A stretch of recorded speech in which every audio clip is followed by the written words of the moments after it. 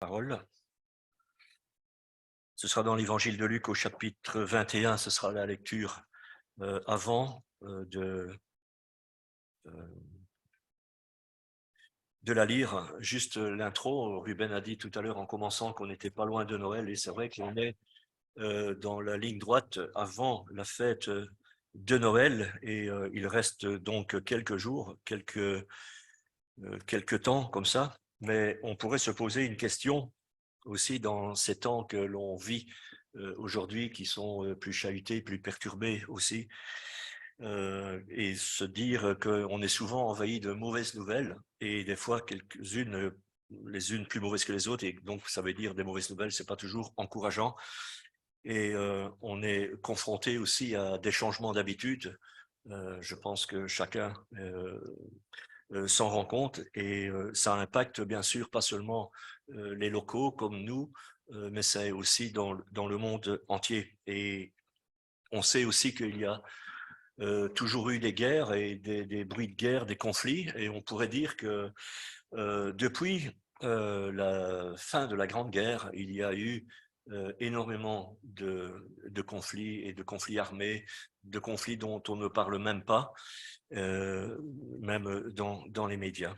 Et ces conflits-là génèrent donc des tragédies humaines, et aussi dues à la folie et à l'orgueil de quelques hommes. Et tout ça apporte et pose sur nous comme un brouillard. Il y a quelques jours, un brouillard, hein. Donc on ne parvient pas à voir au-delà de quelques mètres, ou bien d'une centaine de mètres. Mais nous, dans notre vie, alors on a comme cette barrière qui se met devant nous, et on n'a pas de perspective d'avenir, ou bien on perd l'espoir, on perd une certaine forme d'espérance. Et pourtant, l'approche de Noël dont on parlera un peu plus tard, non seulement peut-être ici, mais encore lorsqu'on se retrouvera dimanche prochain, eh bien, ce sont des paroles d'espoir qu'on a déjà lues ce matin dans l'intro que Ruben a partagé, mais encore cette période de Noël, elle transporte aussi des moments d'espoir et des moments d'espérance. Et la Bible nous donne ces mots-ci dans l'évangile de Luc, justement, au chapitre 21 et au verset 28. Jésus dit ceci: « Quand ces choses commenceront à arriver, redressez-vous et levez vos têtes, parce que votre délivrance approche. » Donc, quand ces événements commenceront à se produire, redressez-vous et relevez la tête. Voilà ce que Jésus disait à ses disciples, déjà à ce moment-là, ce qui rejoint un peu la réflexion que nous avons ce matin, et aussi de se dire que malgré cela, depuis ce temps-là, il y a eu énormément de mauvaises nouvelles. Toujours, aujourd'hui, ces paroles veulent relever, hein. Il est bien écrit, redressez-vous et relevez les têtes. Pour ceux qui sont écrasés dans leur espérance, dans leur conviction, qui sont écrasés par l'angoisse, peut-être par l'inquiétude, par le doute, Jésus dit cela. Et dans ces mots qu'il dit, c'est quelque part un éveil, et c'est quelque part l'attention qu'il veut attirer de chacun de nous sur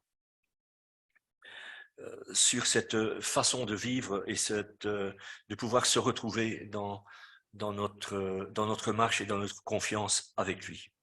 Il rajoute aussi, encore un peu plus loin dans l'évangile de Marc, au chapitre 13, versets 33 à 37, il rajoute ces mots d'éveil et d'attention. Il invitait déjà les siens aussi à avoir une attitude donc de veille. Marc chapitre 13, versets 33 à 37. Au verset 33, il dit: « Prenez garde, veillez et priez, car vous ne savez quand ce temps viendra.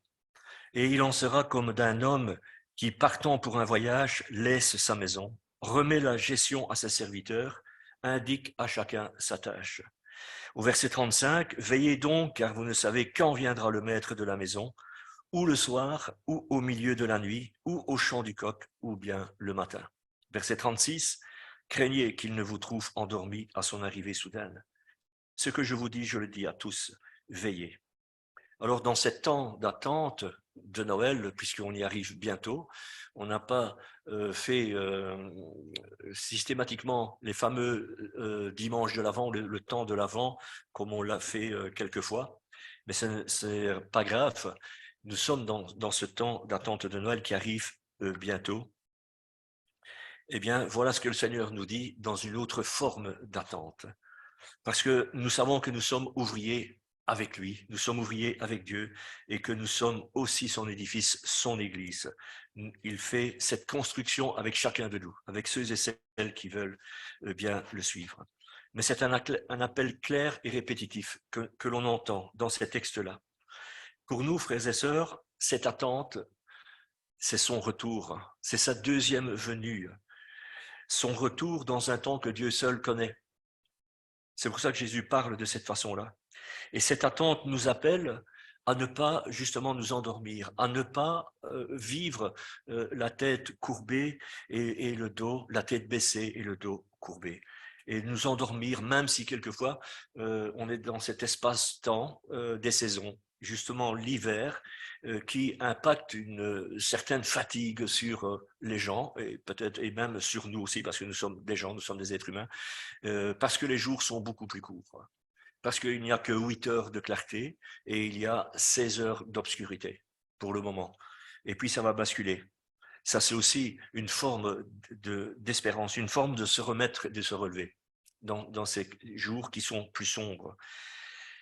Le Seigneur nous surprend toujours parce qu'au travers de sa parole, il nous rappelle par ses mots, par d'autres, comme Ruben le disait, comment découvrir cela? Eh bien, justement, en fouillant, en creusant. Et c'est là qu'on trouve la ressource que le Seigneur veut nous laisser, pour que nous soyons des personnes qui relèvent la tête, pour que nous soyons des hommes et des femmes qui n'avancent pas le dos courbé. Dans un autre temps, même si on se poserait des questions et que nous serions curieux de se dire, tiens, ce temps d'attente, qu'en est-il? Peut-être que dans le temps passé, on a entendu beaucoup parler du retour du Seigneur. Et il s'avère que lorsqu'il y a quelquefois des événements qui sont marquants dans l'humanité, dans le monde chrétien, on pense au retour du Seigneur. C'est comme ça que ça fonctionne. Et on aurait peut-être spéculé les uns et les autres sur justement ce retour, avec toutes les informations qu'on aurait reçues, ce qu'on aurait glané, ce qu'on nous aurait distillé dans une conférence ou l'autre, ou bien suite à une lecture, ou bien suite à des reportages que l'on aurait vus, ou que l'on aurait regardés, ou bien des choses que l'on aurait entendues. Mais ce ne sont pas les catastrophes annoncées qui sont les plus importantes. Parce que dans le texte de l'évangile de Marc, il y a une partie qui est dévoilée, mais aussi dans l'évangile de Luc. Et si vous regardez dans Paroles vivantes, c'est encore plus précis, c'est encore mieux dessiné que dans les paroles, que dans les parties de la Bible comme second 21 ou bien second traditionnel, puisque ce sont des mots qui sont plus courants. Mais enfin, c'est pas cette recherche-là qu'il faut faire pour le moment. De toute façon, c'est pas ça qui est le plus important. Le plus important, eh bien, c'est de rencontrer le Seigneur. Parce que jamais on ne connaîtra la date de ces événements. Parce qu'à chaque fois, on se trompe. Et puis, on se trompe dans les calculs. Ça veut dire qu'on ne sait pas bien calculer. Et puis, il ne faut pas non plus se prendre à la place de Dieu, se croire à la place de Dieu. Même Jésus avouait ne pas connaître les dates de ces événements-là. Dans l'évangile de Matthieu, au chapitre 24, qu'on a effleuré tout à l'heure, dans les versets 36 à 51, Jésus dit « Personne ne sait quand viendra ce jour, pas même le Père, ni pas même le Fils, ni même les anges. Seul le Père connaît les dates, la date quand cela arrivera. » Et pour cette raison-là, nous devons rester, comme Jésus le dit, dans un état de veille, non pas d'endormissement, et dans un état attentionné pour ne pas tomber dans l'indifférence de ce que l'on vit dans la vie chrétienne, ni non plus dans cette indifférence qu'il y a tellement de choses qui se passent que pour finir, on en est saturé et à force d'entendre et de voir, cela passe au-dessus de nous. On a probablement déjà aussi coché sur notre calendrier, les uns et les autres, cette date du 25 décembre, parce qu'on sait que ça, c'était une date qui était arrêtée. On sait, bien sûr, si on rentre dans la polémique, que Jésus n'est pas né le 25 décembre exactement, mais il a bien fallu trouver une date d'accord, je vais dire, humanitaire, pour l'humanité et planétaire, pour qu'il y ait un accord, bien qu'il y en a encore qui s'amusent à passer du temps pour savoir cela, mais on sait de toute façon que Jésus est né et qu'il est venu. Ça, c'est un fait. mais on l'a marqué sur notre calendrier parce que c'est facile, puisque cet événement est passé et que il s'est arrêté et on sait comment les choses vont se dérouler, on sait comment se déroule une fête de Noël. Nous nous préparons à cela. Et je pense que chacun, déjà, les uns et les autres, on s'est préparé d'une façon ou d'une autre, psychologiquement, mais aussi physiquement, matériellement, parce que on a besoin de célébrer quand même cet événement, de célébrer cet événement. Mais veillons quand même à ne pas passer à côté de l'essentiel. Relever la tête, redressons-nous, veillons à ne pas être négligents, veillons aussi parce que, de toute façon, on ne sait pas. On ne sait pas quand cela se passera. Alors il nous faut être actifs et continuer à être actifs, être là où nous devons être et faire ce que nous avons à faire, comme Jésus le préconisait, comme il l'enseignait, selon les talents reçus. Tout cela est décrit dans sa parole. Mais nous sommes les uns et les autres, au travers de tout cela, une lumière dans cette obscurité. On a parlé tantôt du brouillard. Dans la présidence, on a parlé de la lumière, on a parlé des ténèbres, et on parle aussi de cette obscurité dans laquelle nous sommes, parce que notre monde est dans une nuit qui est longue aujourd'hui. Aujourd'hui, on discerne bien quand une lumière s'allume, puisque pendant quelques heures, pendant la nuit, eh bien, les autorités ont décidé de couper l'électricité, donc de faire des réserves d'énergie, donc en coupant l'éclairage public. Et lorsque un citoyen allume une lampe, même au loin, dans sa maison, automatiquement, ça se voit. Tandis qu'avant, avec l'éclairage qu'on avait extérieur, c'était banal, on ne faisait pas attention. Mais là, on fait plus attention. Eh bien, nous sommes quelque part, nous-mêmes, comme une lumière aussi puissante, cela devrait être. Et c'est bizarre, Ruben a présenté aussi, a parlé aussi des lampes, du 220 volts, etc. Et que cela a un impact alors quand un éclairage flash éclaire quelque chose.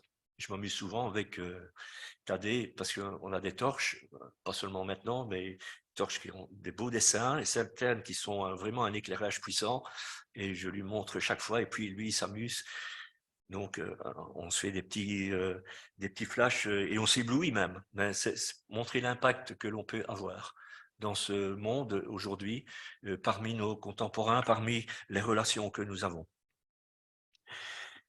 Si le Seigneur nous appelle à la vigilance et à être vigilant, c'est parce qu'on peut supposer qu'on peut s'endormir, qu'il y a le risque de s'endormir. Et pendant les préparatifs de Noël et la préparation de Noël, on doit faire attention justement que ce ne soit pas les achats, les préparatifs, les cadeaux, etc. qui prennent le dessus et qui doivent avoir la priorité, mais de se rappeler que c'est la venue de Jésus, l'essentiel. Et ne nous laissons pas attraper par tous les préparatifs, parce que ça, c'est le monde. Vous savez, la Bible parle de 3 façons du monde. Hein. Elle cite des synonymes aussi du monde dans lequel nous sommes. Parce que le monde fonctionne de cette façon-là. Bien sûr, c'est capital, c'est la vie économique, c'est ce qui fait vivre. C'est ce qui fait vivre aussi un pays, mais cela ne doit pas déborder et oublier que c'est le Seigneur qui est la priorité dans ce temps d'attente pour se rapprocher de lui, justement. Que ce temps d'attente, ces semaines qui ont précédé Noël, cela fasse un déclic en nous de se dire, Noël va arriver, mais ça fait déjà maintenant 21 siècles qu'on en parle. Et puis, moi, j'ai par exemple déjà 67 ans, et puis je me dis, ça fait déjà combien de Noël? Vous voyez, il faut quand même que ce soit comme toujours quelque chose de neuf, quelque chose de nouveau qui s'allume en nous, de ne pas nous laisser endormir par le rythme de vie aussi que nous avons, parce qu'on peut peut-être fermer les yeux aussi sur des situations que l'on rencontre, des situations d'injustice, et puis se dire, de toute façon, qu'est-ce qu'on peut y faire? Qu'est-ce que ça peut changer? Et alors, si on prend des réflexions comme celle-là, ça veut dire que déjà, il y a une alerte qu'on s'endort, que ça devient banal. Et si on se résigne, eh bien, c'est la même chose. On attendra et puis on verra bien comment les choses vont se passer. Dans le Moyen-Âge, lorsqu'un guetteur avait pour mission de veiller pour que dans la forteresse et pour que les villageois puissent, ou la ville puisse être en sécurité, il avait cette mission-là. Mais s'il s'endormait, eh bien, il ne voyait pas l'ennemi arriver. C'est la même chose aujourd'hui.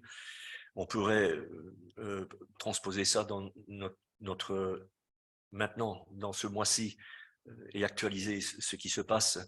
Vous voyez les images de guerre, vous les voyez, et vous voyez que dans les tranchées, il y a ces hommes qui doivent veiller tout le temps, 24 sur 24. S'il y en a un qui s'endort, il peut y avoir un massacre.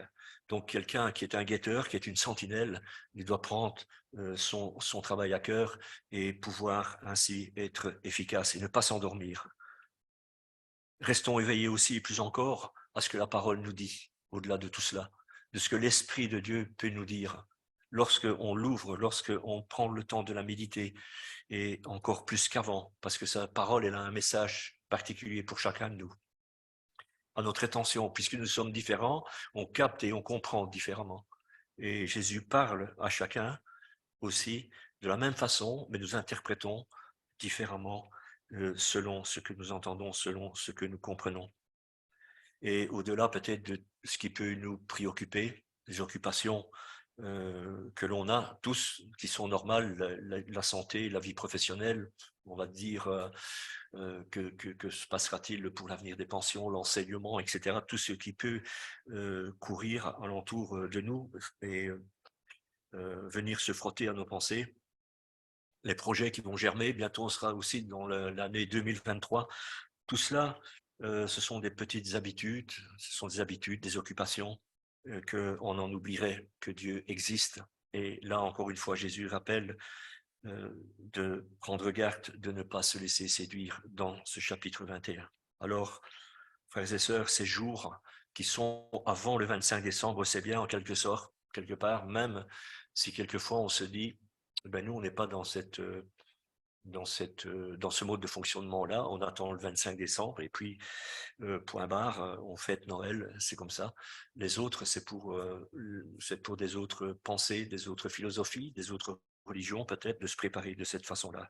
Eh bien non, c'est un appel justement pour que on puisse penser déjà à ce que Jésus est venu. Bien sûr, nous le savons qu'il est venu, mais penser au-delà et de se dire aussi que dans tous les événements que l'on partage, que l'on vit aujourd'hui, dans toutes les situations, de se rappeler que le Seigneur nous aime toujours et que quelque part, cette vie ici-bas que nous avons, c'est notre préparation, c'est comme un examen que nous sommes en train de passer pour pouvoir réussir à être accueillis dans sa venue. On est adulte, c'est ce qu'on dit.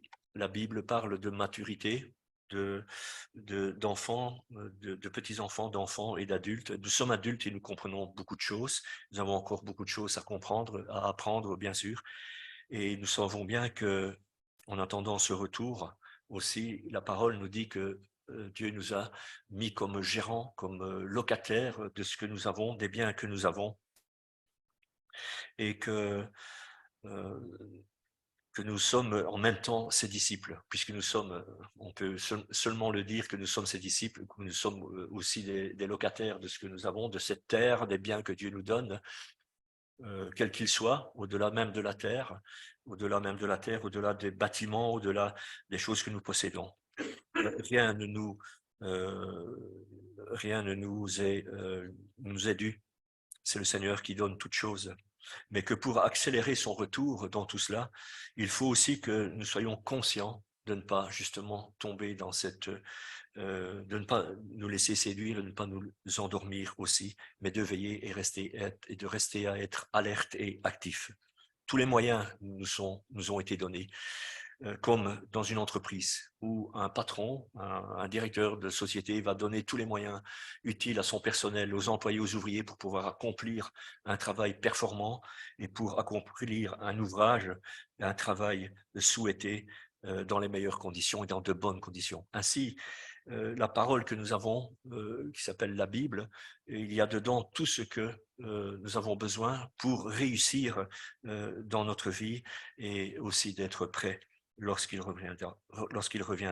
L'apôtre Paul nous laisse cela dans cette référence de 1 Corinthiens chapitre 1, versets 5 à 9, que Annabelle a reçu et que je vous propose de lire.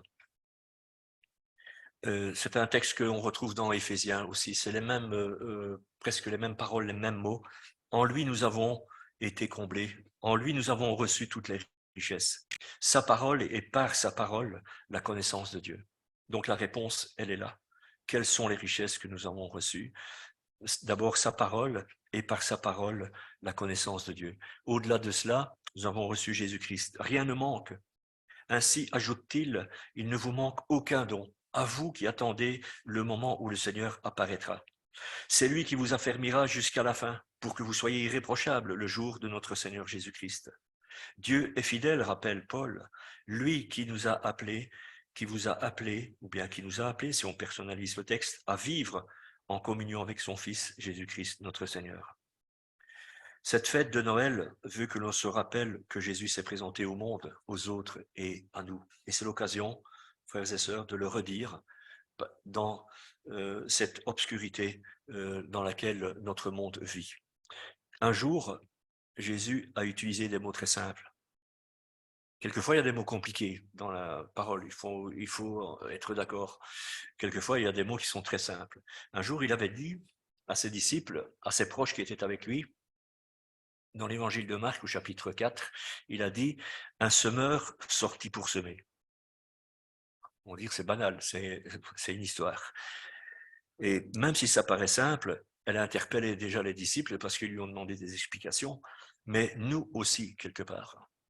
Parce que Jésus rappelle en même temps dans ce texte-là de l'évangile de Marc, il rappelle des paroles dans le livre d'Ésaïe qui sont courantes à chacun de nous, des paroles et un phénomène que nous vivons tous, que nous expérimentons tous, et dans lequel nous sommes tous.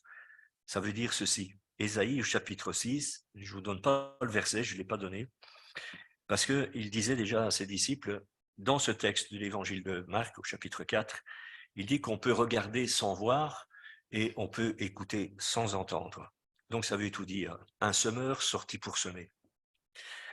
Alors, il se peut que dans ces temps de préparation de Noël, comme on l'a déjà souligné, il y ait beaucoup de raisons que sa parole ne germe pas. Vous savez que c'est le temps de Noël, lorsqu'il y a un message de Noël, que vous ayez dans le milieu chrétien, religieux, on partage la parole de Noël, même si c'est une fois par an. J'ai des amis qui vont une fois par an à la messe de minuit et ils entendent la messe de minuit et puis ils sont repartis pour 364 jours, 365 jours dans leur vie. Donc la parole peut ne pas germer dans les cœurs. Voilà pourquoi Jésus parle de ces mots, un semeur sorti pour semer. Et que sa prochaine venue, même chez nous, sa prochaine venue, son prochain retour, eh bien, ne crée aucun désir ni aucune alerte. C'est pour ça que je disais, ce temps d'attente de Noël, c'est quelque part quelque chose d'intéressant. Parce que ça nous permet de réfléchir et de nous rappeler plein de choses. Parce que nous pouvons aussi être, pour ceux qui font de la culture, vous savez que quelquefois on est surpris, qu'on est étonné, un jour, on s'approche dans un coin de son jardin ou bien d'un champ, on se dit tiens, qu'est-ce que ça fait là? Ça a poussé. J'aurais jamais cru que ça aurait poussé dans un endroit comme celle-là. Eh bien, la parole, puisque quand Jésus dit un semeur sorti pour semer, il fait allusion à lui, cette parole qu'il va donner, cette parole qui va être jetée, parce que quand on sème, on peut semer dans n'importe quelle direction, et la semence peut accrocher ou ne pas accrocher. Mais dans nos vies peuvent être, quelquefois nos cœurs peuvent être comme une terre fertile, prête à recevoir, et tantôt peut-être nos cœurs peuvent être remplis de ronces et de cailloux. Et quelquefois sa parole nous traverse ainsi sans laisser de traces, sans pouvoir accrocher. Mais on sait que le Seigneur est quelqu'un de tenace et Dieu est quelque part tenace aussi et persévérant. C'est pour ça qu'on fait aussi ce rapprochement en disant que chaque fois, le Seigneur rappelle et tend sa main, et sa main est toujours tendue, toujours ouverte pour recevoir celui qui reviendrait vers lui. Dont ce fameux verset, si nous confessons nos péchés, il est fidèle et juste pour nous pardonner. C'est ça que ça veut dire. Mais il ne se fatigue pas, il continue de semer, alors même comme sur des terrains difficiles, la graine peut accrocher et se mettre à germer. Voilà l'espérance qui est la sienne et voilà la patience et la persévérance qui est la sienne jusqu'où elle peut conduire. Et alors sa parole, si elle accroche même dans un cœur difficile, eh bien, elle va grandir et en nous. Mais maintenant, si on fait un autre parallèle, nous pouvons être aussi des semeurs. Ça, c'est aussi notre job. C'est ce que Jésus avait dit. Il avait dit, un semeur sorti pour semer. Je voudrais bien reprendre ce passage, Marc chapitre 4, évangile de Marc, chapitre 4, je l'avais lu avant de venir aussi, je l'avais relu dans Parole vivante, parce que c'est bien de se taper plusieurs versions.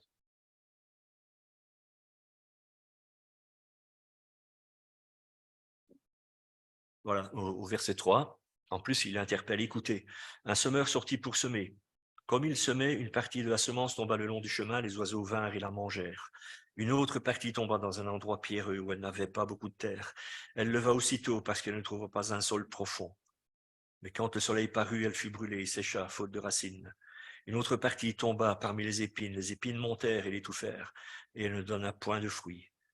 Une autre partie tomba dans la bonne terre, elle donna du fruit qui montait et croissait, et elle rapporta 30, 60 et 100 pour un. Puis il dit, que celui qui a des oreilles pour entendre, entende. Et lorsqu'il fut à l'écart, ceux qui l'entouraient avec les 12 l'interrogèrent sur les paraboles. C'est pour ça que je vous ai dit que Jésus utilisait des mots simples. Et il leur donne des explications un peu plus loin. Explication de la parabole plus loin. Je vous invite à le lire chez vous. On ne va pas développer ça maintenant. Il leur dit encore, vous ne comprenez pas cette parabole, etc. Jusqu'au bout. C'est intéressant. On pourrait faire plusieurs messages sur ce texte-là. Ben, toujours est-il que cette parole que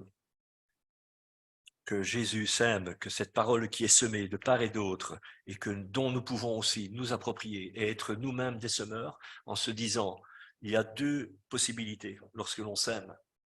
Donc semer, hein, pas s'aimer, semer, c'est que la semence ne prenne pas racine, ne germe pas, que ce soit zéro. La deuxième possibilité, c'est que ce soit vraiment une surprise, c'est qu'il y ait la réussite totale et que on récolte 100 fois plus que ce qu'on a semé.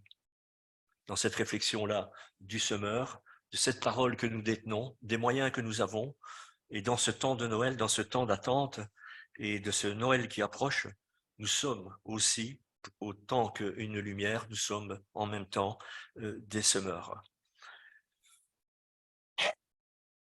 Ce message que Jésus a donné, ces paroles qu'on lit au début, quand il dit « redressez-vous, relevez la tête », et nous sommes un semeur sorti pour semer, et nous sommes ces personnes qui pouvons semer.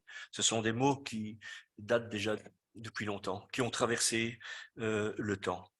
Et aussi ces paroles que nous pouvons apporter aux autres, ce sont les mêmes paroles que Jésus a dites, celles que nous pouvons réceptionner dans notre mémoire, que nous pouvons, je veux dire, mettre en mémoire et pouvoir le répéter, pouvoir le dire aux autres. C'est le message que l'on peut faire passer aussi dans cette période de Noël.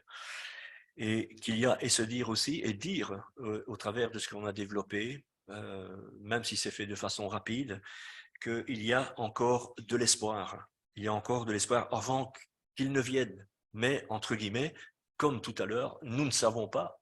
Ça reste comme cela.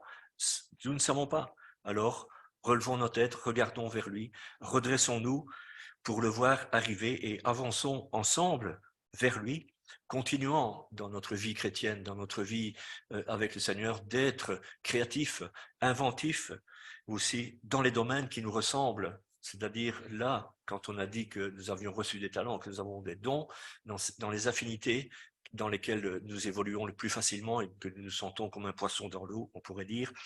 Donc, pour aller dans ces domaines-là avec lui et là où il nous appelle. Je voudrais terminer par la prière, frères et sœurs.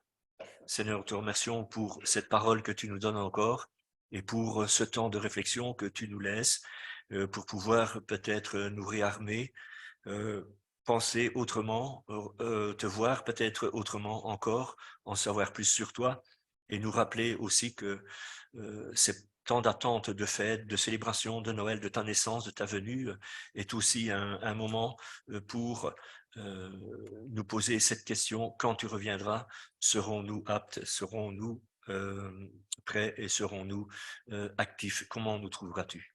Je te prie, Seigneur, pour chacun de nous qui avons entendu et qui méditons sur ta parole, de pouvoir continuer à relever nos têtes et à nous redresser dans cette attente, quelle qu'elle soit, à quelque moment que ce soit que tu reviennes, pour être prêt. Au nom de Jésus. Amen.